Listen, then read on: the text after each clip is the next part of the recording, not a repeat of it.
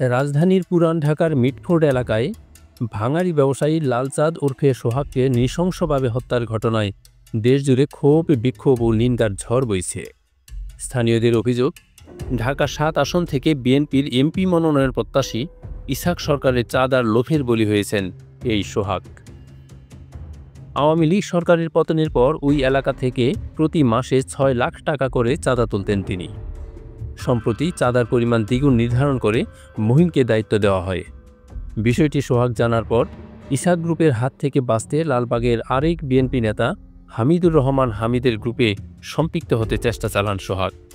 এতে ক্ষেপে যান ইসহাক এবং সোহাগকে হত্যার জন্য মহিনকে কাজে লাগান। এরপরই বুধবার সন্ধ্যার দিকে মিটফোর্ড এলাকায় প্রকাশ্যে পিটিয়ে ও পাথরের আঘাতে নৃশংসভাবে ব্যবসায়ী সোহাগকে হত্যা করা হয়।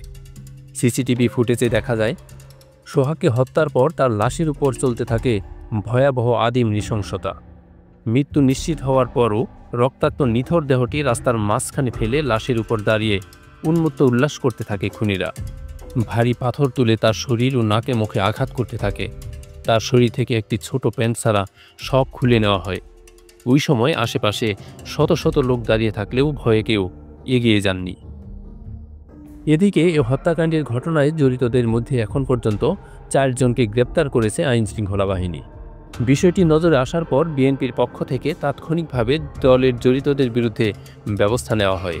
এর অংশ হিসাবে যুবদল নেতা রজ্জব আলী পিন্টু ও সাবা করিম লাকিকে দল থেকে আজীবনের জন্য বহিষ্কার করা হয়। এ নির্মম দৃশ্য জাহেলিয়াতের লোমহর্ষক নিষ্ঠুরতা ও বর্বরতাকেই যেন স্মরণ করিয়ে দেয়।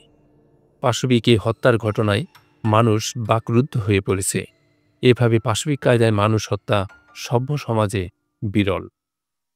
নৃশংস এ হত্যাকাণ্ডের ঘটনায় বাংলাদেশ জামাত ইসলামী এবং জাতীয় নাগরিক পার্টি সহ বিভিন্ন রাজনৈতিক ও সামাজিক সংগঠন নিন্দা এবং জড়িতদের বিরুদ্ধে যথাযথ ব্যবস্থা নেওয়ার দাবি জানিয়েছে।